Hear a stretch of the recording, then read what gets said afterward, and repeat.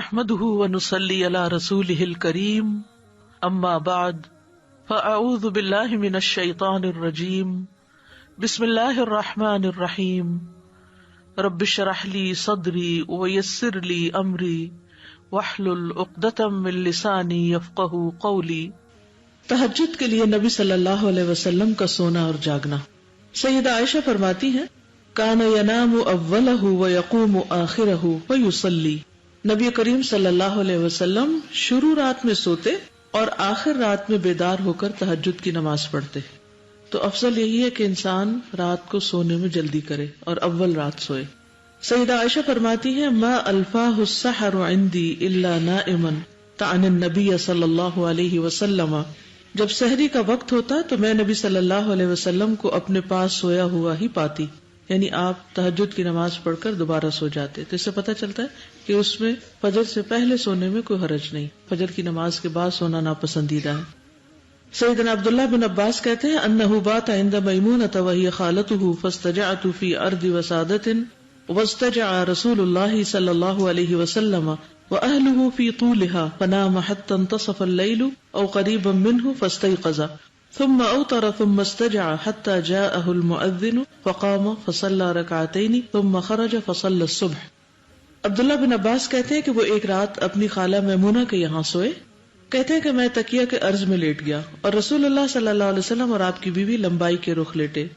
آپ سو گئے۔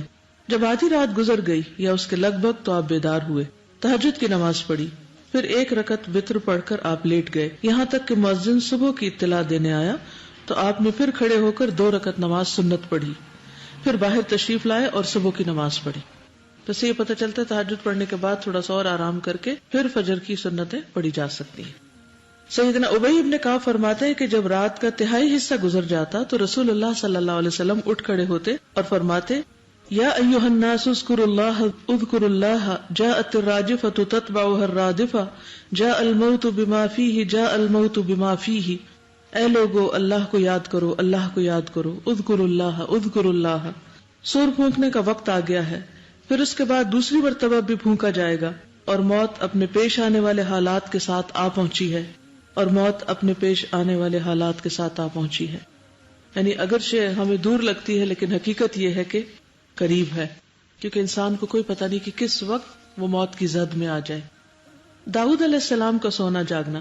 نبی صلی اللہ علیہ وسلم نے داؤد علیہ السلام کے بارے میں بتایا کہ کان ینام نصف اللیل ویقوم ثلثہ وینام سدسہ، وہ آدھی رات تک سوتے، اس کے بعد تہائی رات نماز پڑھنے میں گزارتے، پھر رات کے چھٹے حصے میں بھی سو جاتے۔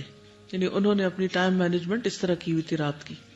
اور بہترین نماز داؤد علیہ السلام کی نماز بتائی جاتی ہے، اور بہترین روزہ داؤد علیہ السلام کا نفلی روزہ جو وہ کیسے رکھتے تھے، ایک دن روزہ رکھتے اور ایک دن نہیں رکھتے تھے۔ ایمان والوں کا سونا اور جاگنا۔ ایمان والوں کے بارے میں اللہ تعالیٰ فرماتے ہیں ان المتقین فی جنات وعیون آخذین ما آتاہم ربہم انہم کانوا قبل ذلک محسنین کانوا قلیلا من اللیل ما یہجعون وبالاسحار ہم یستغفرون۔ بلا شبہ متقین باغوں اور چشموں میں ہوں گے، جو کچھ ان کا رب انہیں دے گا وہ لے رہے ہوں گے۔ وہ اس دن کے آنے سے پہلے نیکی کرنے والے تھے، وہ رات کو کم سویا کرتے تھے، یعنی عبادت کی وجہ سے، اور سحری کے وقت مغفرت طلب کرتے تھے، اپنے گناہوں کی معافی مانگتے تھے۔ یعنی تہجد کے وقت خاص طور پر کرنے کا کام کیا ہے، اپنے گناہوں کی معافی مانگی جائے۔ دوسری جگہ پر آتا ہے تتجافى جنوبهم عن المضاجع يدعون ربهم خوفا وطمعا ومما رزقناهم ينفقون، ان کے پہلو بستروں سے الگ رہتے ہیں، وہ اپنے رب کو خوف اور امید کے ساتھ پکارتے ہیں اور جو رزق ہم نے انہیں دیا ہے اس میں سے خرچ کرتے ہیں۔ گویا ایمان والے بہت زیادہ سونے کے شوقین نہیں ہوتے اور اپنے رب سے دعائیں مانگتے رہتے ہیں، اپنے رب کو پکارتے رہتے ہیں خوف اور امید کے ساتھ۔ یعنی تہجد پڑھنے کے بعد وہ بے خوف نہیں ہو جاتے کہ اب تو ہم تہجد پڑھتے ہیں، اب ہمیں ڈرنے کی ضرورت نہیں، اب تو جنت پکی ہو گئی۔ وہ کوئی بھی نیک عمل کر لیں تو اس کے بعد انہیں کسی قسم کا اس عمل پر فخر اور غرور نہیں ہوتا، پھر بھی وہ اپنے رب سے ڈرتے رہتے ہیں، اور اچھے کام کرنے کے بعد انہیں امید بھی ہوتی ہے کہ شاید رب کو یہ نیکی پسند آ جائے اور ہماری بخشش ہو جائے۔ ایمان ہے ہی اس چیز کا نام کہ انسان کے اندر یہ دونوں چیزیں ہوں، خوف بھی ہو اور امید بھی ہو۔ انسان اللہ تعالیٰ کی رحمت سے مایوس نہ ہو اور اس کے ساتھ ساتھ ڈرتا بھی رہے، اور جو رزق ہم نے انہیں دیا ہے اس میں سے خرچ کرتے ہیں، یعنی صدقہ خیرات کی پابندی کرتے ہیں۔ بعض اوقات ہم ایک نیکی میں جب لگ جاتے ہیں تو دوسری بھلا دیتے ہیں، تو متوازن زندگی جو ہوتی ہے، بیلنسڈ لائف جو ہوتی ہے، وہ زیادہ خوبصورت ہوتی ہے کہ جس میں انسان مختلف طرح کی نیکیاں کرتا رہے۔ نماز تہجد میں تلاوت اور دعائیں، سیدہ عائشہ سے روایت ہے رسول اللہ صلی اللہ علیہ وسلم رات کی نماز میں قرات کبھی بلند آواز سے اور کبھی آہستہ آواز سے کرتے، یعنی دونوں طرح۔ عاصم بن حمید فرماتے ہیں میں نے سیدہ عائشہ سے سوال کیا کہ رسول اللہ صلی اللہ علیہ وسلم اپنا قیام اللیل کس چیز سے شروع کرتے تھے؟ انہوں نے کہا تم نے مجھ سے وہ بات پوچھی ہے جو تم سے پہلے کسی نے نہیں پوچھی۔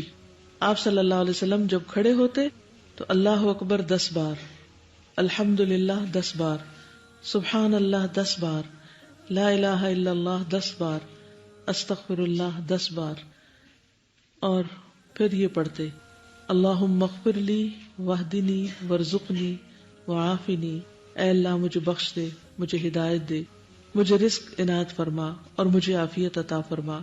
اور آپ صلی اللہ علیہ وسلم قیامت کے روز میدان حشر میں کھڑے ہونے کی تنگی سے پناہ مانگتے تھے۔ اس میں آپ دیکھیے کہ 10 بار آپ کیسے گنیں گے؟ 10 بار کیسے گنیں گے؟ کیسے؟ طریقہ بتائیے مجھے، کیونکہ ہم حدیث پڑھ لیتے ہیں کہ عمل نہیں کرنا آتا۔ کیا انگلیاں کھولیں گے؟ اگر ہاتھ کھول دیا آپ نے، یہ حرکت کثیر کی، تو اس سے نماز میں خلل آتا ہے۔ آپ صرف یہ کریں گے ہاتھ رکھا ہوا ہو اور صرف انگلی پریس کریں، بس، یعنی بغیر کسی حرکت کے، اور صرف ایک ایک انگلی کو پریس کرتے جائیں، ہو جاتا ہے نا، بس۔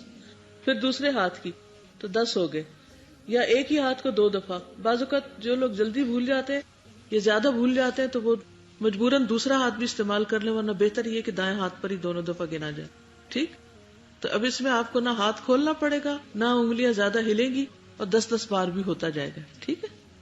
چلیے، دعائے استفتاح برائے تہجد، یہ بھی دعائے استفتاح ہی ہے۔ استفتاح کہتے ہیں جس سے نماز کو شروع کیا جاتا ہے۔ سیدنا ابن عباس سے مروی ہے کہ رسول اللہ صلی اللہ علیہ وسلم جب رات میں تہجد کے لیے کھڑے ہوتے تو فرماتے اللہم لک الحمد انت قیم السماوات والارض، انت قیم السماوات والارض ومن فیہن، ولک الحمد لک ملک السماوات والارض ومن فیہن، ولک الحمد انت نور السماوات والارض، ولک الحمد انت ملک السماوات والارض، ولک الحمد انت الحق ووعدک الحق ولقاؤک حق وقولک حق والجنة حق والنار حق والنبیون حق ومحمد صلی اللہ علیہ وسلم حق والساعة حق، اللہم لک اسلمت وبک آمنت وعلیک توکلت وإلیک انبت وبک خاصمت وإلیک حاکمت فاغفر لی ما قدمت وما اخرت وما اسررت وما اعلنت انت المقدم وانت المؤخر لا الہ الا انت۔ اے اللہ، ہر طرح کی تعریف تیرے ہی لیے ہے، تو آسمانوں اور زمین اور جو کچھ ان دونوں کے درمیان ہے ان کا سنبھالنے والا ہے، اور تیری ہی تعریف ہے۔ آسمانوں اور زمین اور ان کے درمیان کی تمام چیزوں پر حکومت تیرے ہی لیے ہے، اور تیری ہی تعریف ہے۔ تو نور ہے آسمانوں اور زمین کا، اور تیری ہی تعریف ہے۔ تو بادشاہ ہے آسمانوں اور زمین کا، اور تیری ہی تعریف ہے۔ تو سچا ہے اور تیرا وعدہ سچا ہے، اور تیری ملاقات برحق ہے، اور تیری بات سچی ہے، اور جنت برحق ہے اور دوزخ برحق ہے، اور تمام پیغمبر سچے ہیں، اور محمد صلی اللہ علیہ وسلم سچے ہیں، اور قیامت برحق ہے۔ اے اللہ، میں تیرا فرما بردار ہوں، میں تجھ پر ایمان لایا ہوں، اور میں نے تجھ پر بھروسہ کیا ہے، اور میں تیری ہی طرف رجوع کرتا ہوں، اور تیری ہی مدد سے مخالفین کے ساتھ جھگڑتا ہوں، اور تجھی سے فیصلہ چاہتا ہوں۔ تو میرے اگلے پچھلے پوشیدہ اور ظاہر گناہوں کو معاف فرما دے۔ تو ہی آگے کرنے والا اور پیچھے رکھنے والا ہے، کوئی معبود نہیں مگر تو ہی ہے۔ بہت ہی خوبصورت الفاظ میں نبی صلی اللہ علیہ وسلم نے اللہ سبحانہ وتعالیٰ کی حمد بیان کی ہے، اللہ تعالیٰ کی تعریف بیان کی ہے۔ اور یہ دعا آپ کہاں پڑھا کرتے تھے؟ یعنی اللہ اکبر کہہ کے ہاتھ باندھ کر پڑھا کرتے تھے سورۃ الفاتحہ سے پہلے تہجد کے وقت۔ اور اسی طرح جو پچھلی دعا ہے یہ بھی اسی جگہ پر پڑھنے کی دعا ہے، یعنی اپنا قیام اس سے شروع کرتے تھے، ان اذکار سے شروع کیا کرتے تھے۔ اس دعا پر اگر آپ غور کریں تو اس کے 3 حصے ہیں۔ پہلے حصے میں حمد بیان کی گئی ہے، دوسرے حصے میں اپنے ایمان کا اظہار ہے اور ان تمام چیزوں کی حقیقت کو تسلیم کیا گیا ہے جو واقعی حق ہے اور سچ ہے، اور تیسرے حصے میں دعائیں مانگی گئی ہیں۔ حمد کا انداز بھی بہت خوبصورت ہے۔ اور پھر ان تمام حقیقتوں کا اعتراف اور اقرار بھی بہت خوبصورت ہے، اور اس کے بعد جو کچھ مانگا گیا ہے وہ اپنے گناہوں کی معافی ہے. بیسیکلی اللہ تعالیٰ پر توکل اور اسی پر بھروسہ، اور پھر اپنی خطاؤں کا اعتراف اور بخشش کی درخواست. یہ جو آخری حصہ ہے، انت المقدم وانت المؤخر لا الہ الا انت، تو ہی آگے کرنے والا ہے اور تو ہی پیچھے کرنے والا ہے. کیا مطلب ہے تو ہی آگے کرنے والا ہے؟ کس چیز میں آگے کرنے والا ہے؟ نیکیوں میں اور دنیاوی نعمتوں میں. جتنی بھی نعمتیں ہیں ان میں بعض اوقات ایسا ہوتا ہے نا کہ آپ کسی چیز میں، کسی فیلڈ میں آگے بڑھ جاتے ہیں اور بعض اوقات کوشش کے باوجود پیچھے رہ جاتے ہیں. تو اس وقت پھر ہمارا طرز عمل کیا ہونا چاہیے، ہماری سوچ کیا ہونی چاہیے، یا ہمارا رویہ کیا ہونا چاہیے؟ اور یہاں پر کیا حکمت ہے کہ ساری باتیں کرنے کے بعد فرمایا انت المقدم وانت المؤخر لا الہ الا انت. جی، یعنی کہ اگر ہم نیکیوں میں آگے بڑھ رہے ہیں تو اللہ کی توفیق سے ہی. اگر اس نے کچھ دیا، آگے بڑھنے کا موقع دیا، تو بھی اس میں اللہ کی حکمت ہے. یعنی ہم نے سب کچھ کر لیا لیکن اب معاملہ اللہ پہ چھوڑ دیا، یعنی ایک طرح سے مکمل بھروسے کا اظہار ہے، مکمل اعتماد. اور زندگی میں ایسا ہوتا ہے نا کہ کبھی انسان آگے بڑھتا ہے اور کبھی پیچھے رہ جاتا ہے. ایسا ہوتا ہے، یہ تو نہیں کبھی ہوتا کہ ہمیشہ آپ اپنی مرضی سے ہی جہاں چاہیں آگے بڑھتے چلے جائیں. اور استاذہ اس میں یہ بات بھی ہے کہ چونکہ ہر وقت یا تو ہم آگے بڑھ رہے ہوتے ہیں یا پیچھے ہو رہے ہوتے ہیں، اور یہ پوری دن میں ہر ٹائم ایسے ہو، کبھی نیکی میں آگے ہیں کبھی پیچھے، کبھی کسی اور کام میں آگے ہیں کبھی پیچھے. کبھی ٹائم سے آگے کبھی اتنی پیچھے. امپورٹنٹ بات ہے کہ اگر ہم پیچھے بھی ہو رہے ہیں تو بھی ہمارا یقین اللہ پہ ہی ہونا چاہیے، اس میں بھی کوئی خیر ہے. خیر ہے. اور اگر ہم آگے بڑھ رہے ہیں تو بھی ہم کسی بھی تکبر، کسی چیز کا شکار نہ ہو کہ اللہ ہی کی ذات ہے جو آگے بڑھانے والی ہے اور پیچھے کرنے والی. بالکل. تو ہر روز صبح اگر یہ سبق یاد کر لیں تو کسی سے شکوہ شکایت نہ رہے. میں اس صبح کسی سے ذکر کر رہی تھی کہ تقدیر پر ایمان کی ہم ڈسکس کر رہے تھے، تو میں نے کہا کہ مجھے ایمان تو ہے کہ جو بھی نقصان ہو اللہ کی طرف سے ہوتا ہے، لیکن مجھے سارا وقت نا ایک گلٹ سوار رہتا ہے کہ میری غلطی ہے میری غلطی ہے، تو میں اس سے کیسے باہر آؤں. پھر میں نے ان سے کہا کہ اچھا اللہ تعالیٰ ہی سکھائیں گے مجھے کہ یہ میں اس کو بیلنس کر پاؤں. تو اس میں کتنا اللہ نے سکھا دیا کہ پہلے آپ اپنی غلطیوں کی معافی بھی پوری مانگ رہے ہیں اور اس کے بعد پھر اللہ کو یہ کہہ رہے ہیں کہ جس چیز میں آپ چاہتے ہیں مجھے آگے کر دیتے ہیں، جس چیز میں چاہتے ہیں مجھے پیچھے. کیونکہ انسان کبھی بھی ہر چیز میں آگے نہیں ہو سکتا نا. اس سے مجھے یہ زیادہ سمجھ میں آ رہی ہے کہ اب میں تہجد میں کھڑی ہوں تو یہ آپ نے مجھے آگے کر دیے، اور اگر کوئی میں نیکی میں پیچھے ہوں کسی چیز میں، وہ بھی پھر میں آپ کی رضا سے ہی ہوں. عام طور پہ ایسا ہوتا ہے کہ جو کچھ حالات ہمارے ساتھ پیش آ رہے ہوتے ہیں ہم انہیں ایکسپٹ نہیں کر پاتے. تو جب ہم نے کہا لکا اسلم تو، کہ میں نے اپنا آپ تیرے سپرد کر دیا، میں نے ایکسپٹ کر لیا. اسلم تو اصل میں کیا ہے؟ سبمیشن، ایکسپٹنس، کہ میں نے ایکسپٹ کر لیا. تو پھر اس کے بعد جو بھی حالات ہیں میرے ساتھ میں ان پہ راضی ہوں. رضیت باللہ ربا وبالاسلام دینا وبمحمد نبیا. تو یہ جو رضا کی کیفیت ہے، کیونکہ بعض اوقات آپ نیکی کے معاملات میں بھی کئی دفعہ کافی کوشش کرتے ہیں کہ مثلا ایک دعا آپ کو یاد ہو جائے، لیکن وہ نہیں ہوتی، کوشش کے باوجود نہیں کر پاتے. ہوتا نا سے پھر مکس اپ ہو جاتی، پھر مکس اپ. کچھ چیزیں اتنی آسانی کے ساتھ یاد ہو جاتی، کچھ نہیں ہو پاتی. ہو سکتا ہے اللہ تعالیٰ چاہتا ہے کہ ہم اس دعا کو بھی اور بھی زیادہ مانگ لیں، کیونکہ اور زیادہ پڑھیں گے، اس کو بار بار دہرائیں گے تو ہی ہمیں یاد ہوگی، ورنہ ہم شاید پہلی دفعہ پڑھ کے ہی یاد کر لیتے. تو جب ہمارا کوئی کام جلدی ہو جاتا ہے، مرضی کے مطابق ہو جاتا ہے، تو ہم خوش ہو جاتے ہیں. اور جب کوئی کام اس طرح نہیں ہوتا، ہم اس میں پیچھے رہ جاتے ہیں، اپنے ٹارگٹس کو میٹ نہیں کر پاتے، تو پھر ہم مایوسی کا شکار ہو جاتے ہیں. ایسے حالات میں بھی مایوس نہیں ہونا چاہیے، کیونکہ اس میں بھی ضرور کوئی مصلحت ہوگی. کوئی چیز ایسی ہے جو آپ کی زندگی میں ڈیلے ہو رہی ہے اور آپ چاہتے ہیں جلدی ہو جائے. ہاں سوچئے ذرا، ہے کوئی؟ اکثر لوگ مسکرا رہے ہیں. کسی کی شادی ڈیلے ہو رہی ہے، کسی کا ویزا ڈیلے ہو رہا ہے. تو پھر جب وہ چیز نہیں ہوتی جو ہم چاہتے ہیں تو پھر ہماری کیفیت کیا ہوتی ہے، پھر ہمارا ری ایکشن کیا ہوتا ہے؟ عموماً جھنجھلاہٹ، کیوں نہیں ہوا، اب اس کو ہو جانا چاہیے. صبر نہیں رہتا نا. انت المقدم و انت المؤخر، اس ڈیلے میں بھی فائدہ ہے. اور اس وقت نہیں سمجھ آتا کہ اس میں کیا فائدہ ہے، کئی سال بعد جا کے سمجھ آتا ہے کس قدر فائدہ تھا. مثلا آپ کو کچھ نئی چیز سیکھنے کا موقع مل جاتا ہے، کوئی ایسی چیزیں انسان کو حاصل ہو جاتی ہیں کہ جو جلدی میں تو ہو ہی نہیں سکتی تھی. بعض اوقات تھوڑا انتظار کرنا پڑتا ہے اور بعض اوقات زیادہ انتظار کرنا پڑتا ہے، لیکن ہر حال میں پھر صبر ضروری ہے. مثلاً آپ کسی کی ملاقات کے لیے گئے ہیں اور آپ کو انتظار کرنے کے لیے کہا گیا، اس وقت کیا کیفیت ہوتی؟ اچھا نہیں لگتا وہ انتظار، ہے نا؟ یا کبھی اپنی باری کا انتظار کرنا پڑتا ہے تو اچھا نہیں لگتا وہ انتظار، لیکن اس میں کیا حکمت ہوتی؟ کیونکہ ہمیں اس وقت نہیں سمجھ آ رہی ہوتی نا، کیونکہ ہماری توجہ اس وقت غور و فکر پر نہیں ہوتی، ہماری توجہ اس وقت مقصد پہ ہوتی ہے یا وہ چیز جو ہم پانا چاہتے ہیں اس پہ ہوتی ہے کہ یہ جلدی سے مل جائے. اور آپ نے دیکھا ہوگا کہ بہت ساری چیزیں اگر زندگی میں قبل از وقت ہونے لگے، وقت سے پہلے انسان کو مل جائے تو وہ انسان کے لیے نقصان دہ ہو جاتی ہے. ہم نے تو اپنے لیے سوچا ہوتا ہے کوئی نیکی یا کوئی اچھائی یا کوئی ہم یہ کریں گے، لیکن اللہ تعالیٰ ہمیں ڈفرینٹ حالات میں رکھ کے کچھ اور طرح سے تربیت کرنا چاہ رہے ہوتے ہیں. بالکل. اور وہ کچھ حالات واقعات ایسے پیش آتے ہیں کہ جس کی وجہ سے ہم زیادہ سیکھ لیتے ہیں، پھر اس کے بعد وہ چیز حاصل زیادہ بہتر طور پر پھر ہینڈل بھی کر سکتے ہیں اس کو. استاذہ مجھے ایسے لگ رہا تھا کہ یہ جو آخری حصہ ہے نا، یہ اس سے تھوڑا سا جو پچھلا ہے نا اس کے ساتھ لنکڈ ہے، یعنی جس میں ہم کہتے ہیں کہ میں تجھ پہ ایمان لایا، تجھ پہ بھروسہ کیا، میں تیری ہی طرف رجوع کرتا ہوں، تیری ہی مدد سے مخالفین کے ساتھ جھگڑتا ہوں اور پھر تجھ ہی سے فیصلہ چاہتا ہوں. یعنی اپنی تمام چیزیں اس کے حوالے کیا.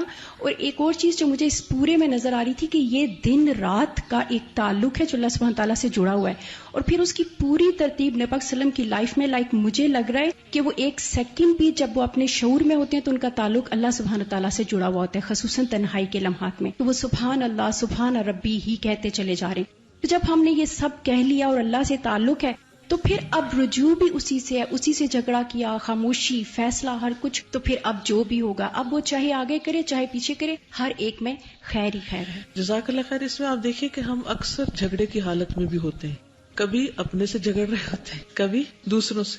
کبھی آپ کا ہوا کسی سے جھگڑا؟ بہت ہوتا ہے، ہر روز کوئی نہ کوئی، کبھی بچوں سے جھگڑ رہے ہوتے ہیں، کبھی بڑوں سے، کبھی دوستوں سے، کبھی کسی سے جھگڑا چلتا رہتا ہے نا.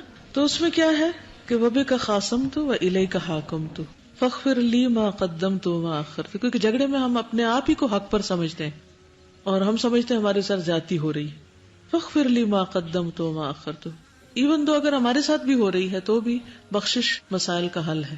جب کسی بھی کام میں رکاوٹ آئے تو صرف لڑائی جھگڑے سے وہ حل نہیں ہوتی، اللہ کی طرف رجوع کرنے کی ضرورت ہوتی. اور پھر انت المقدم و انت المؤخر. اللہ چاہے تو فیصلہ جلدی سامنے آئے، اللہ چاہے تو اس میں تاخیر ہو جائے. جی بالکل. تو عز من تشاء و تذل من تشاء.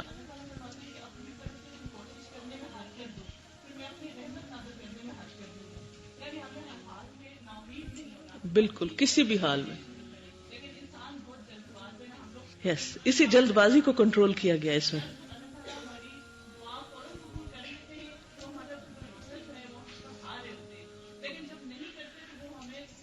ہماری برداشت کو بڑھائی جا رہا تھا، اس میں بھی فائدہ ہوتا ہے نا، یعنی ایک چیز بڑھے یا دوسری، لیکن فائدہ ہی فائدہ ہے. استاذہ کل ایک خاتون آئی بہت ہی زیادہ پریشان تھی، تو وہ کہنے لگی کہ میں اپنا گھر چھوڑ آئی ہوں، یا میں خودکشی کر لوں گی اور یا میں. تو میں نے انہیں کہا کہ آپ کو پریشانی کیا ہے نا. تو انہوں نے بتایا کہ 22 سال پہلے میرے ہسبینڈ فوت ہو گئے تھے اور اس کے بعد میں نے بہت محنت کے ساتھ اپنے بیٹے کی پرورش کی، لیکن اب میرا بیٹا جو ہے وہ بہت زیادہ نافرمان ہے، ہر چیز ہے اب اس کے پاس مگر وہ بہت ہی زیادہ سنگ دل ہے، تو میں اب بالکل نہیں رہ سکتی اس گھر میں. تو میں نے انہیں کہا کہ آپ دیکھیں کہ نتائج بہت ساری چیزوں میں ہمارے ہاتھ میں نہیں ہوتے، ہمارے ہاتھ میں کوشش ہوتی ہے. صرف آپ نے اپنی طرف سے کوشش کی، آپ دعائیں بھی کریے، دعائیں جاری رکھیں. پھر میں نے انہیں نا قرآن مجید سے نوح علیہ السلام کی اور ایک دو اس طرح کی مثال دی. تو وہ ساری باتیں سننے کے بعد آخر میں انہوں نے مجھے کہا کہ میں اتنی مایوس تھی آج، اور مجھے یوں لگا کہ ہم مایوس اس وقت ہوتے ہیں جب ہم نتیجہ اپنے ہاتھ میں سمجھتے ہیں. نتائج کے اعتبار سے ہمارے ہاتھ میں کچھ نہیں ہے، ہمارے ہاتھ میں صرف کوشش ہے. خلاصہ یہی ہے کہ نتیجہ ہمارے ہاتھ میں نہیں، انت المقدم و انت المؤخر. کہ تو ہی پیچھے کرنے والا ہے. تو بعض اوقات بہت زیادہ ہم اس بات پہ پریشان ہوتے ہیں اس وقت کیوں ایسا ہوا ہے، جیسے ہدایت ہی ملنا تھا تو ہم بہت زیادہ اس پر بات کرتے رہتے ہیں کہ ہم گلٹ فیل کرتے ہیں کہ اتنا عرصہ میں ایسے رہی ہوں. لیکن میں نے جب خود اپنا انالیسز کیا کہ مختلف چیزوں کے ملنے کے ایک وقت جو اللہ تعالیٰ نے رکھا ہے، کہ اگر وہ اس سے پہلے مجھے ملتی تو شاید میں اس کی وہ قدر ہی نہ کرتی. تو یہ جیسے اللہ تعالیٰ نے قرآن مجید میں بھی کہا نا کہ موسیٰ علیہ السلام کے لیے کہ اب تم ٹھیک وقت پر آ گئے ہو اے موسیٰ. تو چیزوں کو لینے کے لیے قبولیت کی صلاحیت ہی ہمارے اندر نہیں ہوتی, تو اس وجہ سے بھی بعض اوقات تاخیر ہو رہی ہوتی ہے. بالکل. اس دعا کو جتنی دفعہ بھی پڑھا جائے کم ہے. اس سے بہت معنی کا سمندر ہے, اور جس طرح اللہ سبحانہ و تعالیٰ کی تعریف کی گئی, اور اس میں سے بھی ایک ایک حصہ جو ہے وہ قابل غور ہے. کہ کس طرح آسمان و زمین سے بات شروع ہوتی, پھر اللہ کے ملک پہ بات شروع ہوتی, پھر نور کی بات ہے, اور پھر اللہ کے وعدوں اور ملاقات اور بات کی, اور پھر جنت, پھر دوزخ اور انبیاء اور نبی صلی اللہ علیہ وسلم. آگے چلتے ہیں. فجر کے وقت کی اہمیت. صبح خیز امتیوں کے لیے نبی اکرم صلی اللہ علیہ وسلم کی دعا. صبح خیز کا مطلب جو صبح صبح اٹھ جائیں. صبح جلد اٹھنے والے امتیوں کے لیے نبی اکرم صلی اللہ علیہ وسلم کی دعا. آپ نے فرمایا اللہم بارک لی امتی فی بکورہا, اے اللہ میری امت کے لیے اس کی صبح میں برکت ڈال دے. پھر فجر کی سنتیں دنیا اور ما فیہا سے بہتر ہیں. سیدہ عائشہ سے روایت ہے نبی کریم صلی اللہ علیہ وسلم نے فرمایا رکعتا الفجر خیر من الدنیا وما فیہا, فجر کی 2 سنتیں دنیا اور اس کی ہر چیز سے بہتر ہیں. دنیا میں آپ کو کیا کیا پسند ہے, کیا بہت قیمتی لگتا ہے, اس کے بارے میں سوچیے. سوچ لیے, اپنے اپنے دماغ میں سوچ لیجئے کہ کیا کیا چیز آپ کو بہت پریشیس لگتی ہے اور آپ اس کو کسی قیمت پر کھونا نہیں چاہتے. اب اس سے کمپیریزن کر کے ان 2 رکعتوں پر آ جائیے کہ یہ پڑھنی نصیب ہو گئی تو گویا سب کچھ مل گیا. دنیا میں جو کچھ بھی ہے صرف ہمارے لیے پریشیس نہیں. مثلاً آپ میں سے ہر ایک نے اپنا اپنا پریشیس چیز کا سوچا. اب سوچئے جو سب کا پریشیس ہے اس سے بھی زیادہ یہ ہے. اور پھر صرف اس ہال میں بیٹھے ہوئے لوگ نہیں, پوری دنیا میں جو کچھ ہے, جو خزانے ہیں, چاہے وہ پیٹرول کے خزانے ہیں یا سونا ہے زمین میں, یہ کچھ بھی دنیا اور ما فیہا جو اس کے اندر ہے ہر چیز سے بہتر ہیں یہ 2 رکعتیں. اور کتنے بدبخت ہیں وہ لوگ جو فجر کے وقت سوتے رہتے ہیں اور ان 2 رکعتوں سے محروم ہو جاتے ہیں. تو فجر کے لیے بر وقت اٹھنا بہت بڑی سعادت کی بات ہے. اگر صرف اس ایک حدیث کو آپ کہیں جا کر ڈسکس کریں, اور اس وقت آپ چپ کر کے بیٹھے اور بولنے کا وقت بھی اتنا نہیں ہے, لیکن کسی بھی گیدرنگ میں اگر آپ سوال کریں کسی کہ آپ کو سب سے زیادہ قیمتی چیز کیا لگتی, پھر دوسرے سے پوچھے, پھر تیسرے سے, پھر اسی طرح یہ ایکٹیویٹی کر کے پھر ان کو سوچوائیں کہ اس سے بہتر ہے 2 رکعتیں. یعنی اتنا بڑا خزانہ ہمیں مل جاتا ہے اس وقت, اتنا بڑا اجر, اتنی بہترین چیز. تو ظاہر ہے کہ جو اچیور ہوتا ہے, جو صبح صبح اتنا سب کچھ پا لیتا ہے, اپنا معاملہ بھی اللہ کے سپرد کر دیا اور اللہ سبحانہ تعالیٰ سے بہترین اجر بھی لے لیا, اس کی صبح کیسے ہوگی جو اس احساس کے ساتھ اٹھے. اور اس کی صبح کیسے ہوگی کہ جو نہ تہجد میں اٹھا, نہ اس نے یہ دعا پڑھی, اور نہ اپنا معاملہ اللہ کے سپرد کیا, اور نہ ہی اس پر اس کا یقین ہے کہ وہی آگے بڑھاتا ہے, وہی پیچھے کرتا ہے, اور نہ پھر فجر ڈھنگ سے پڑھی, تو اس کی زندگی کیا زندگی ہوگی, اس میں کہاں سے سکون اور کہاں سے خوشی ہو سکتی. اصل میں ہماری اپروچ مٹیریلسٹک ہوگی نا. اگر ہم آخرت اورینٹڈ اور اس پوائنٹ آف ویو سے اس حدیث مبارک کو دیکھیں تو جیسے فرمایا گیا کہ آخرت میں تمہیں عذاب سے اگر زمین بھر سونا بھی تم صدقہ کرو تو تمہارے کام نہیں آئے گا. تو اگر اس کانٹیکسٹ میں اس کو دیکھا جائے تو پھر لگتا ہے کہ واقعی جتنے بھی خزانے ہیں وہ ہمارے اس وقت کام نہیں آئیں گے جتنی یہ 2-3 منٹ کی عبادت. بالکل صحیح. پھر نماز فجر پڑھے بغیر سوئے رہنا. عبداللہ بن مسعود نے بیان کیا ذکر عند النبی صلی اللہ علیہ وسلم رجل فقیل ما زال نائما حتى اصبح ما قام الى الصلاة فقال بال الشیطان فی اذنه. صحیح البخاری. نبی صلی اللہ علیہ وسلم کے سامنے ایک شخص کا ذکر کیا گیا کہ وہ صبح تک پڑا سوتا رہا اور نماز کے لیے بھی نہیں اٹھا. اس پر آپ نے فرمایا شیطان نے اس کے کان میں پیشاب کر دیا ہے, یعنی نجاست ہے اس کے اندر. اب 2 لوگ ہیں, ایک وہ ہے جو فجر کی نماز پڑھ کے آ رہا ہے, اور دوسرا وہ جو بغیر پڑھے آ رہا ہے اور سویا رہا ہے. تو ان دونوں کی کیفیت ایک جیسی تو نہیں ہو سکتی, تو اس دوسرے شخص سے خیر کی کیا توقع رکھ سکتے ہیں آپ. فجر کی سنتوں کے بعد دائیں پہلو پر لیٹنا. سیدہ عائشہ فرماتی ہیں رسول اللہ صلی اللہ علیہ وسلم فجر کی سنتیں پڑھنے کے بعد اپنے دائیں پہلو پر لیٹ جایا کرتے تھے اور پھر اس کے بعد مسجد میں جاتے تھے. نماز فجر کے بعد ذکر الہی. سیدنا جابر بن سمرہ سے مروی ہے ان النبی صلی اللہ علیہ وسلم کان اذا صلی الفجر جلس فی مصلاہ حتی تطلع الشمس حسنا. صحیح مسلم. نبی کریم صلی اللہ علیہ وسلم جو فجر کی نماز ادا کر لیتے تو اپنی جگہ پر بیٹھے رہتے یہاں تک کہ سورج اچھی طرح نکل آتا. کیا کرتے تھے بیٹھ کر؟ جو صبح شام کے اذکار ہیں ان کا وقت کیا ہے؟ صبح کا سورج نکلنے سے پہلے پڑھنے ہوتے ہیں. نوٹ کر لیجئے یہ بات، کیونکہ بہت سے لوگوں کے ہاتھ میں ایاک نستعین دیکھتی ہوں سورج نکلنے کے بعد، تو ان کو پڑھنے کا اصل وقت سورج نکلنے سے پہلے تک کا ہے. اگر کسی وجہ سے مس ہو جائے تو بعد میں پڑھ لیجئے، لیکن اصل وقت وہی ہے، اور فجر کی نماز کے فوراً بعد پڑھ لیے جائیں. سیدنا انس سے روایت ہے کہ رسول اللہ صلی اللہ علیہ وسلم نے فرمایا: من صلی الغداۃ فی جماعۃ ثم قعد یذکر اللہ حتی تطلع الشمس ثم صلی رکعتین کانت له کاجر حجۃ وعمرۃ. قال قال رسول اللہ صلی اللہ علیہ وسلم: تامۃ تامۃ تامۃ. جس نے فجر کی نماز با جماعت ادا کی، پھر سورج طلوع ہونے تک بیٹھا اللہ کو یاد کرتا رہا، پھر 2 رکعت نماز ادا کی یعنی اشراق، تو اسے مکمل ایک حج اور ایک عمرے کا ثواب ملے گا. اور رسول اللہ صلی اللہ علیہ وسلم نے تاکید کے لیے لفظ تامتن تامتن تامتن یعنی 3 بار یہ بات دہرائی تاکہ شک نہ ہو کسی کو کہ ملے گا یا نہیں ملے گا. کتنے لوگوں کو عمرہ کرنے کا شوق ہے؟ سب کو شوق ہے. اگر وہاں نہ جا سکے تو اللہ تعالیٰ نے محروم نہیں کیا اجر و ثواب سے. آپ روز کمائیں ثواب. نیکی کمانے کا کتنا اچھا طریقہ. اب آپ کہیں گے نہیں ہمیں تو وہ ہماری ڈیوٹی لگ جاتی ہے اور ہمیں تو صفائی کرنی ہوتی ہے اور ہمیں تو ناشتہ دینا ہوتا ہے، اور اتوار کے دن گھر والے سو رہے ہوتے ہیں نا، ناشتہ تو نہیں مانگتے. اس دن آپ مصلی پہ بیٹھ جائیے، اور پھر اس کے علاوہ بھی جیسے 100 دفعہ سبحان اللہ و بحمدہ اور 100 دفعہ لا الہ الا اللہ وحدہ لا شریک لہ، اور اسی طرح کے جو بھی ذکر اذکار ہیں. اگر ہر روز عمرہ نہیں کر سکتے تو ہفتے میں 1 دفعہ تو کر لیجئے، ٹھیک ہے نا، انشاءاللہ. عمرو بن عبسہ سے روایت ہے کہ رسول اللہ صلی اللہ علیہ وسلم نے فرمایا: جب بھی سورج چڑھتا ہے اللہ تعالیٰ کی ہر ایک مخلوق اس کی تسبیح بیان کرتی، لیکن شیطان اور اولاد آدم میں سے آتا قسم کے لوگ نہیں کرتے. میں نے سوال کیا آتا قسم کے لوگ سے مراد کون ہے؟ آپ نے فرمایا بدترین انسان، یا فرمایا اللہ کے مخلوق میں سے بدترین کو آتا کہتے ہیں، یعنی جو سورج نکلنے کے وقت میں اللہ کی تسبیح نہیں بیان کرتے، ذکر نہیں کرتے، خواہ وہ سو رہے ہوں، خواہ وہ باتیں کر رہے ہوں، خواہ وہ ادھر ادھر کے ہنگاموں میں مصروف ہوں، وجہ کوئی بھی ہو، یا ویسے ہی غفلت میں نہ کریں. کیونکہ بعضوں کا دیکھا گیا کہ اگر 4 لوگ بھی کہیں اکٹھے ہیں تو وہ صبح صبح دنیا بھر کی باتیں شروع کر دیتے اور گھروں میں ایک ہنگامہ سا برپا ہوا تھا. کوئی کسی کو آوازیں دے رہا ہے، کوئی پکار رہا ہے، کوئی کچھ کر رہا ہے، جہاں خاص طور پہ بہت سے لوگ مل جل کے رہتے ہیں. تو ان اوقات میں اپنے گھر والوں کو، بچوں کو بھی ایک ادب اور تمیز سکھائیے کہ یہ وقت سوشلائزنگ کا نہیں ہے، یہ اللہ کے ذکر کا ہے، اور اس میں بلند آواز سے بولنا، چیخنا چلانا اور اللہ کے ذکر کو بھول جانا یہ پسندیدہ نہیں. ٹھیک ہے نا؟ جس طرح ہاسٹل میں بھی رہتے ہیں، تب یہ نہیں کہ صبح ہو گئی اور اب پھر آپ چہچہانا شروع کر دیں.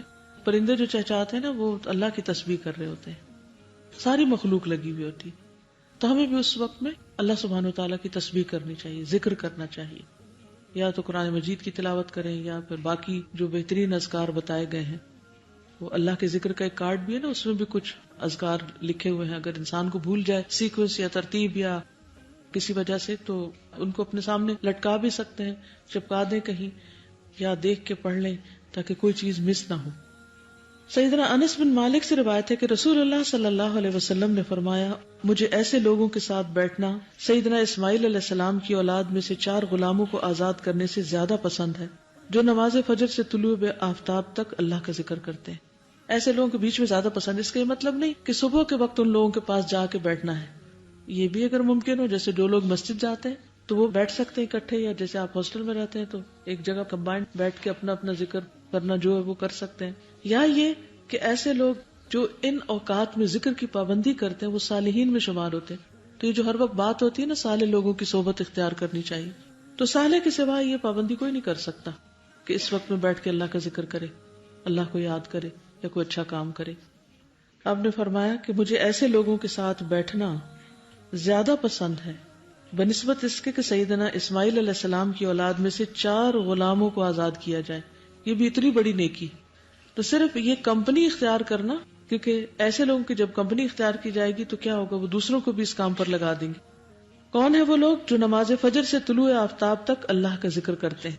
فرمایا مجھے ایسے لوگوں کے ساتھ بیٹھنا 4 غلام آزاد کرنے سے زیادہ پسند ہے جو نماز عصر سے غروب آفتاب تک اللہ کا ذکر کرے، یعنی اس وقت ان کے ذکر میں اور کثرت ہو جائے، کیونکہ دن بھر کام وغیرہ کرتے رہتے ہیں تو شام میں پھر انرجی لو ہونے لگتی، تو کہ بہت ایکٹیولی آپ دوسرے کام نہیں کر سکتے، تو پھر انسان کو ذکر میں ایک خاص قسم کو سکون بھی ملتا ہے، ایک تسلی ہوتی ہے۔ تو کس قدر فضیلت ہے ذکر کی، کیا کر سکتے ہیں آپ اس وقت اپنے آپ کو اس چیز کا پابند بنانے کے لیے، اگر باقی گھر والے نہیں ہیں پابند، کیونکہ ابھی یہ جو کچھ 6 دن سے پڑھ رہے ہیں ہم، یہ اب ویکنڈ پہ جا کے پتہ چل جائے گا کہ کیا ہوتا ہے، کتنی پابندی ہوتی ہے ان سارے اذکار کی۔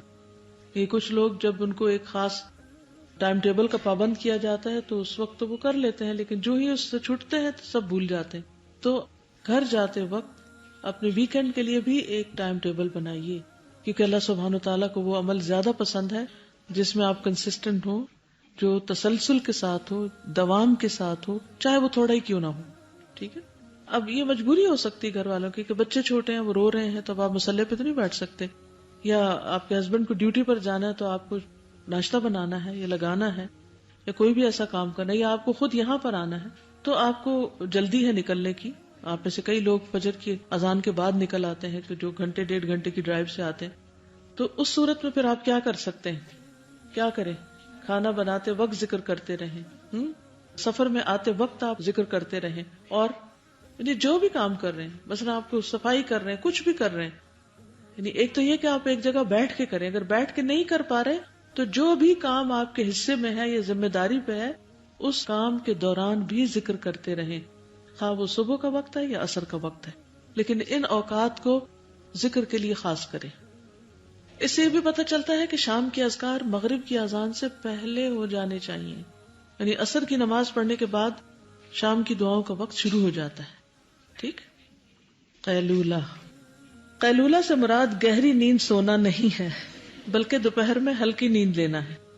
اللہ سبحانہ وتعالیٰ کا ارشاد ہے، یا ایھا الذین آمنوا لیستأذنکم الذین ملکت ایمانکم والذین لم یبلغوا الحلم منکم 3 مرات من قبل صلاة الفجر وحین تدعون ثیابکم من الظہیرۃ ومن بعد صلاة العشاء 3 عورات لکم۔ اے ایمان والو، تم سے تمہاری ملکیت کے غلاموں کو اور جو تم میں سے بلوغت کو نہ پہنچے ہوں 3 وقتوں میں اجازت لینا ضروری ہے، یعنی چھوٹے بچے بھی، نماز فجر سے پہلے اور ظہر کے وقت جبکہ تم اپنے کپڑے یعنی اوپر پہنا جانے والا بھاری لباس قیلولہ کے لیے اتار رکھتے ہو، اور عشاء کی نماز کے بعد، یہ تینوں وقت تمہارے پردے کے ہیں، یعنی آرام کے وقت ہیں۔ تو قیلولہ کے بارے میں ہم آیت سنتے ہیں، سبحان اللہ، کذالک یبین اللہ لکم الآیات۔ تو نیند چونکہ اللہ کی نشانیوں میں سے ایک نشانی ہے، اور اللہ تعالیٰ کے احکامات بھی اللہ سبحانہ وتعالیٰ نے خود ہی واضح کر دیے کہ ہمیں کس طرح زندگی بسر کرنی، اور کتنی زبردست ٹائم مینجمنٹ بھی ساتھ ہی سکھا دی کہ کون سے وقت آرام کے ہیں اور کون سے وقت پردے کے ہیں اور کون سے وقت ذکر کے ہیں۔ یہ ساری چیزیں ہمارے دین نے ہمیں سکھائی ہیں۔ اگر ہم ان کے مطابق زندگی بسر کریں تو ایک نہایت مہذب اور سویلائزڈ قوم بن جائے۔ عربی کا مشہور مقولہ ہے، تغدى تمدى ولو لقمتين تعشى تمشى ولو قدمين۔ دوپہر کا کھانا کھاؤ تو لیٹ جاؤ اگرچہ 2 لقمے ہی کھاؤ، رات کا کھانا کھاؤ تو چہل قدمی کرو اگرچہ 2 قدم ہی چلو، یعنی کچھ نہ کچھ ضرور چلنا چاہیے رات کے کھانے کے بعد، اور کچھ نہ کچھ ضرور لیٹنا چاہیے دوپہر کے کھانے کے بعد۔ دوپہر کے کھانے سے مراد کوئی بہت بڑا لنچ نہیں ہے کہ جس میں انسان بیٹھ کے پیٹ بھر کے کھائے اور پھر جی بھر کے سوئے، یہ مومن کی روٹین نہیں ہو سکتی۔ بہترین نمونہ ہے وہ نبی صلی اللہ علیہ وسلم کا ہے کہ کیا کھانا ہوتا تھا، آپ کا لنچ کیا ہوتا تھا اور کتنا ہوتا تھا۔ اکثر تو آپ روزے سے ہوتے تھے، اور جو ہوتا بھی تھا تو اس میں کبھی چند کھجوریں لے لی یا چھوٹی موٹی کوئی چیز کھا لی۔ تو ہمارے ہاں جو لنچ کا تصور ہے وہ بہت مختلف ہے۔ تو اس میں کوئی بھی سنیک آپ لے سکتے ہیں، کوئی بھی چیز لے سکتے ہیں، اور اس کے بعد تھوڑی دیر آرام کر سکتے ہیں۔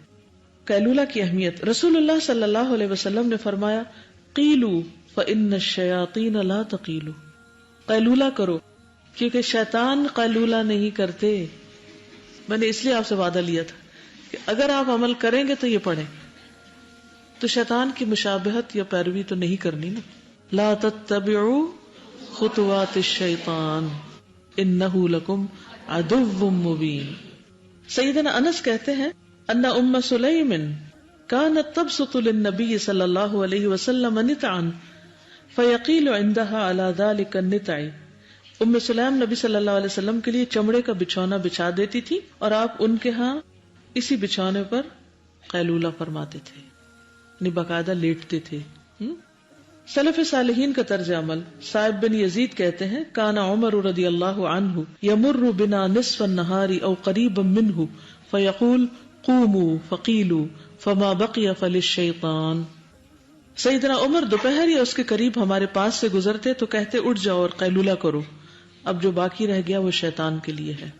سیدنا عمر سے روایت ہے عبداللہ بن مسعود کے دروازے پر کبھی کبھار قریش کے مرد بیٹھا کرتے تھے. جب سایہ ڈھل جاتا تو عمر رضی اللہ عنہ کہتے قوموا فما بقی فہو للشیطان، اٹھ جاؤ اور قیلولہ کرو، اب جو قیلولہ کرنے سے باقی رہ گیا ہے وہ شیطان کا حصہ ہے. اس کے بعد وہ جس آدمی کے پاس سے بھی گزرتے اس کو اٹھا دیتے، یعنی سب کو زبردستی قیلولہ کرواتے. سیدنا انس فرماتے ہیں ہم جمعہ جلدی پڑھ لیا کرتے تھے اور جمعے کے بعد قیلولہ کرتے تھے. سیدنا انس کہتے ہیں وہ لوگ صحابہ جمعہ پڑھتے تھے اور پھر قیلولہ کیا کرتے تھے. عبداللہ بن احمد کہتے ہیں کانا ابی ینام نصف النہار شتاء کانا او صیفا لا يدعها ويأخذني بها. عبداللہ بن احمد کہتے ہیں میرے والد احمد بن حنبل نصف نہار کو سویا کرتے تھے، سردی ہو یا گرمی وہ کبھی اسے نہیں چھوڑتے تھے اور اس کے لیے مجھے بھی لے جاتے تھے، یعنی صرف خود نہیں اوروں کو بھی کروانا ہے. اور اہل جنت بھی قیلولہ کریں گے. اصحاب الجنت یومئذ خیر مستقرا واحسن مقیلا. اس دن جنت والے ٹھکانے کے اعتبار سے نہایت بہتر اور دوپہر کو آرام کرنے کے اعتبار سے کہیں اچھے ہوں گے. وہاں کا قیلولہ اور بھی مزے کا ہوگا. اب یہ تو تھی احادیث کی باتیں. اب دیکھتے کہ ان کو سن کر آپ کتنا عمل کے لیے تیار ہوئے. اب کچھ اور فائدے آپ کو بتاتی ہوں. قیلولہ کو انگریزی میں پاور نیپ کہتے ہیں. پاور نیپ تو کہا جاتا ہے کہ power up with a power nap, یعنی پاور نیپ لے کر اپنے آپ کو پاورفل بنائیں.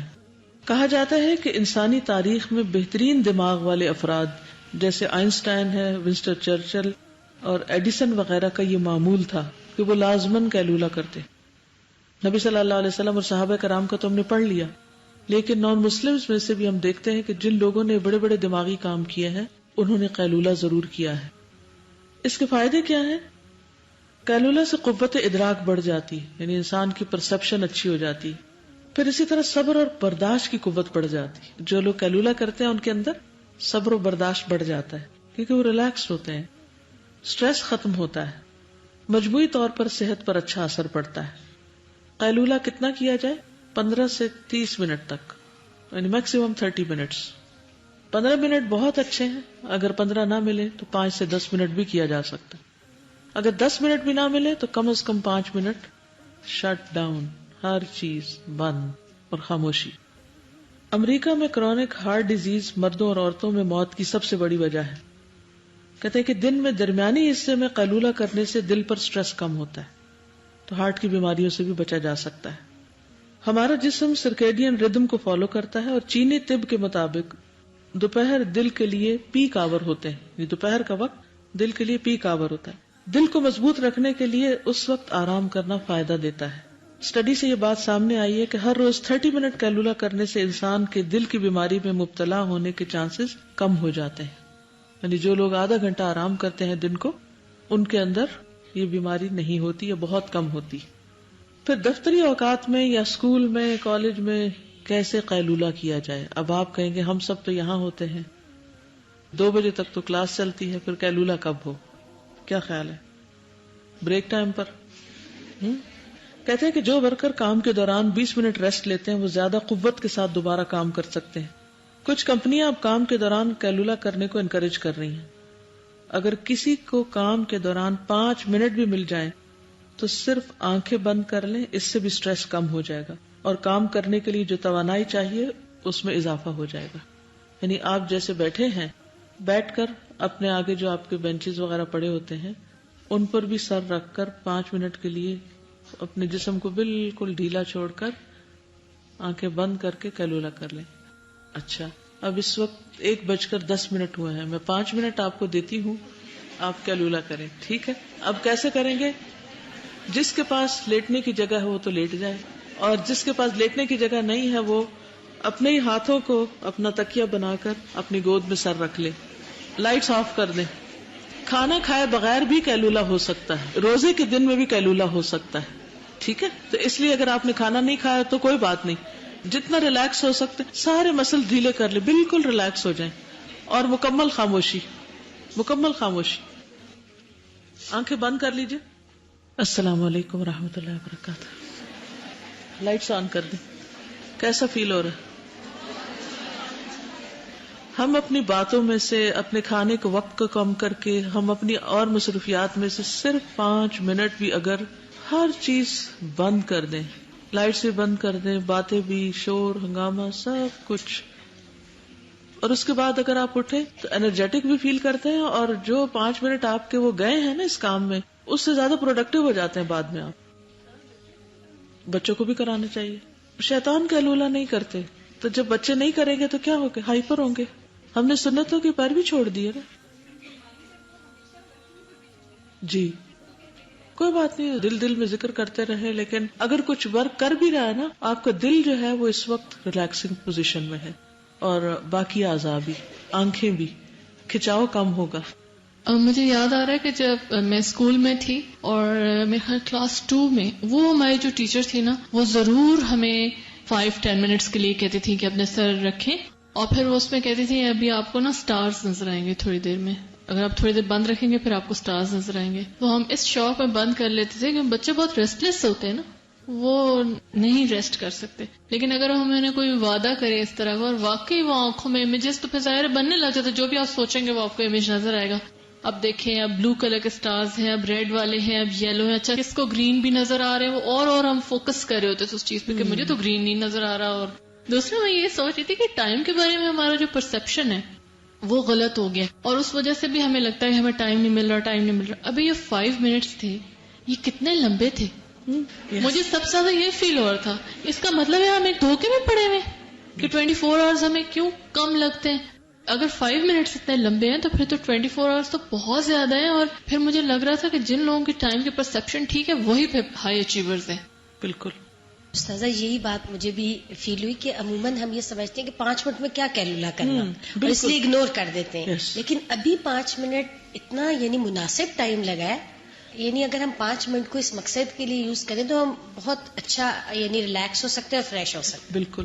میں روزانہ کلاس میں آنے سے پہلے 5 منٹ کا قیلولہ کر کے آتی ہوں، اور میں اتنی کام ہوتی ہوں، پھر چاہے اس سے پہلے میں کتنی اسٹریسفل میٹنگز کر رہی ہوتی ہوں، کچھ بھی کر رہی ہوتی ہوں، لیکن صرف وہ 5 منٹ مجھے کلاس کے لیے بالکل تازہ دم کر دیتے، جیسے میں نے کچھ کیا ہی نہ ہو. مجھے لگتا ہے مجھے ایک نیا دن مل گیا ہے. یعنی اس کے بعد اگر آنکھ کھول کے میں آتی ہوں تو مجھے لگتا ہے کہ another day، پھر شام تک فریش ہوتی. The pineal gland also secretes melatonin when there is darkness. So maybe there's hikmat in this sunnah of having a little break of darkness when the day is having so much of light. بالکل.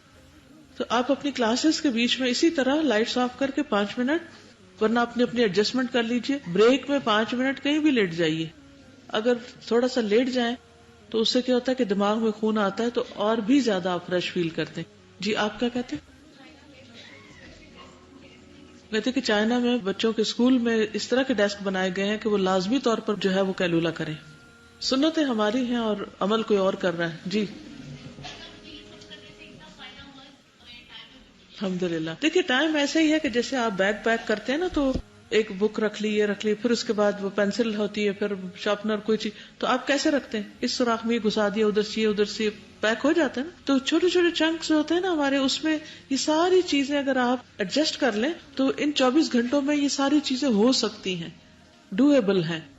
کیا ہم نبی صلی اللہ علیہ وسلم سے زیادہ مصروف ہیں؟ کیا ہم ان سے زیادہ بڑے کوئی کام کر رہے ہیں؟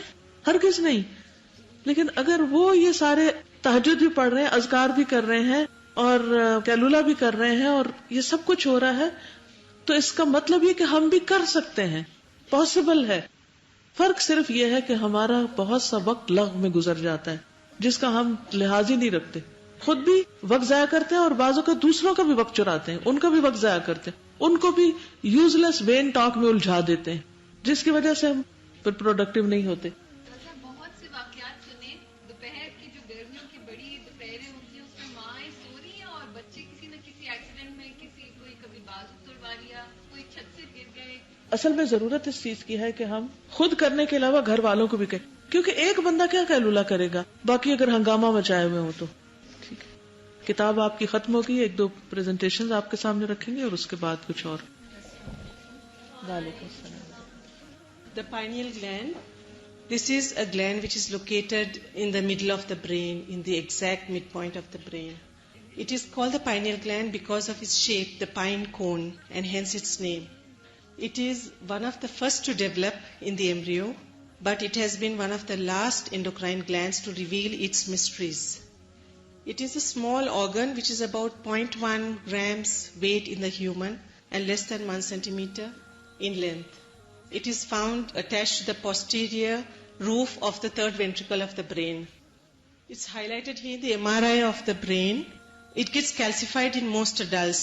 More than 50% of the population get the pineal gland calcified. Now once it's calcified, its function decreases.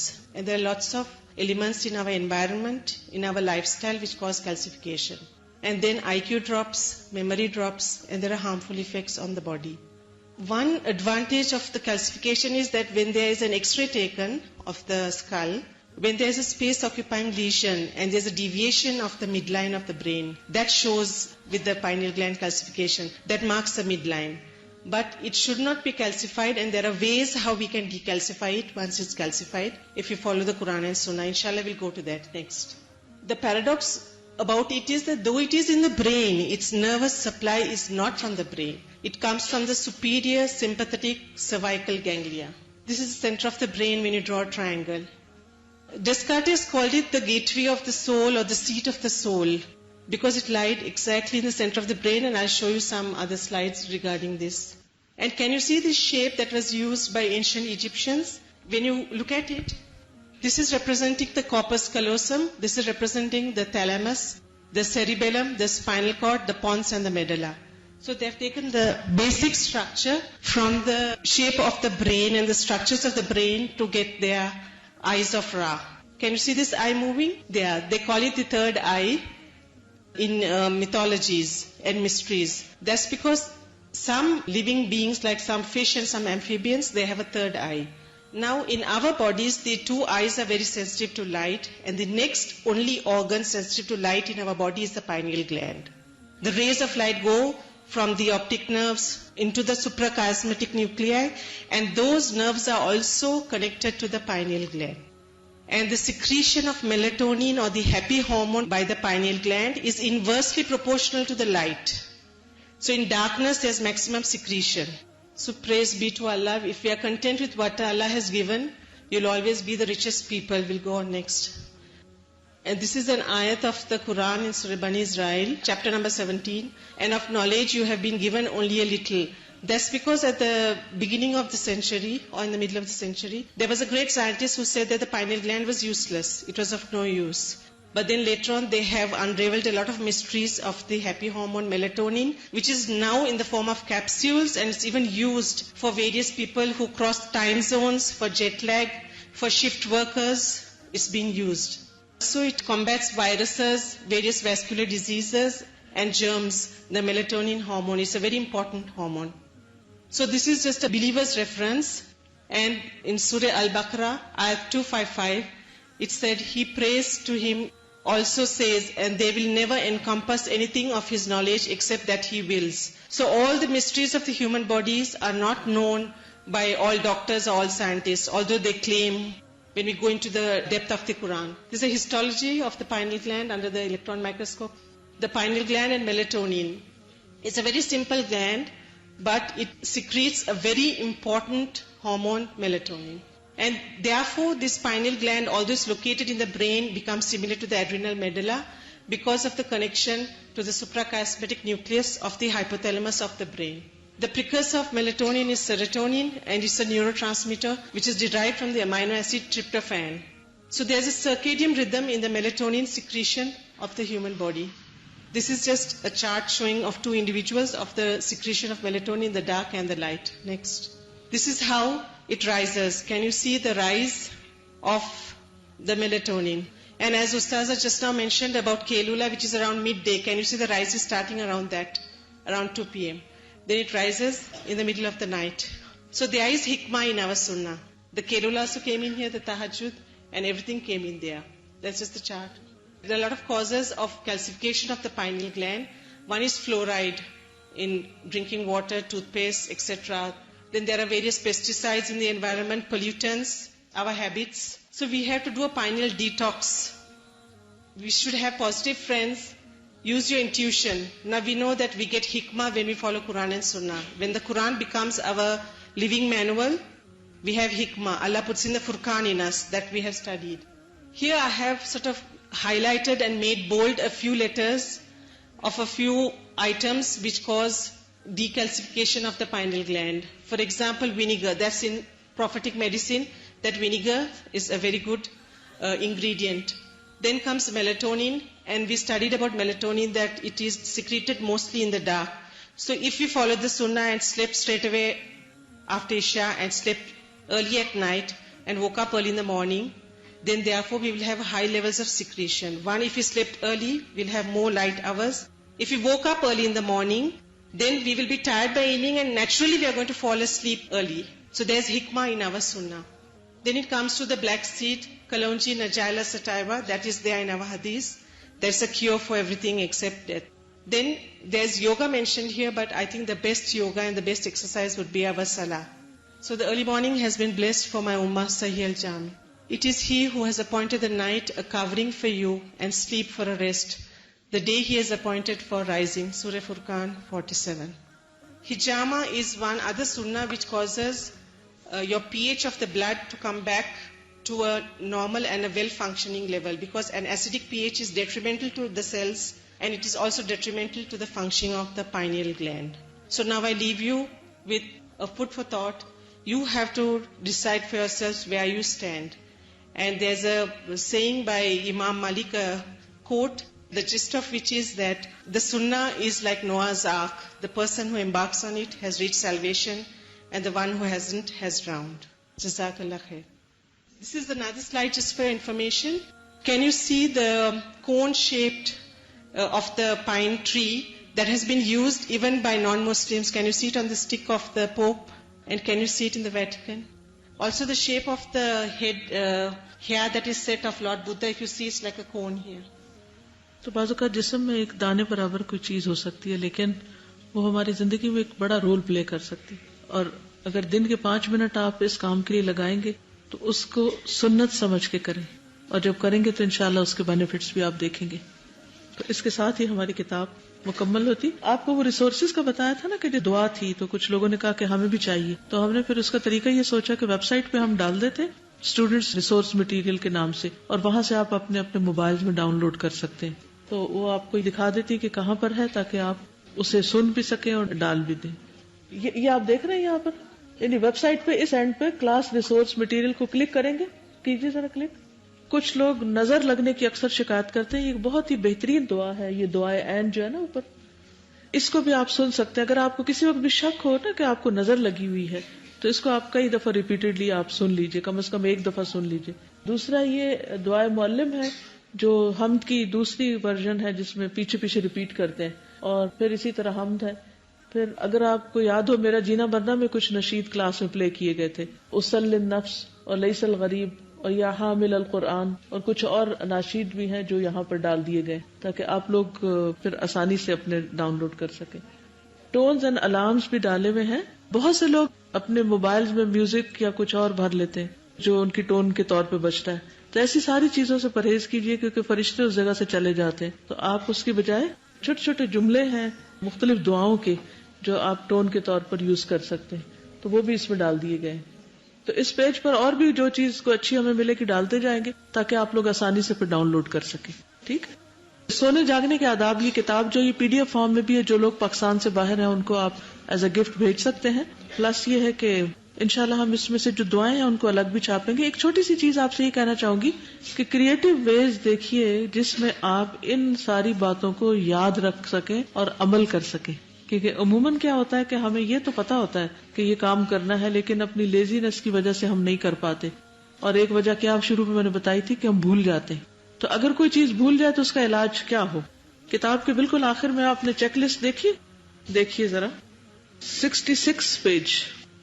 یہ کرنے کے کاموں کی چیک لسٹ یہاں آخر میں ڈال دی گئی، جو پوری کتاب میں جو چیزیں لکھی ہوئی ہیں نا، تو اس کو 30 days پر آپ پینسل کے ساتھ مارک کر سکتے ہیں. ٹھیک ہے، اس سے کیا ہوگا کہ آپ اپنے آپ کو خود چیک کر سکتے ہیں کہ کیا میں نے یہ سارے کام کیے ہیں، اور آپ اس کی فوٹو کاپی کر کے آپ اپنے سامنے بھی کہیں لگا سکتے ہیں. ٹھیک، اوکے. سبحانک اللہم و بحمدک اشہد ان لا الہ الا انت استغفرک و اتوب الیک.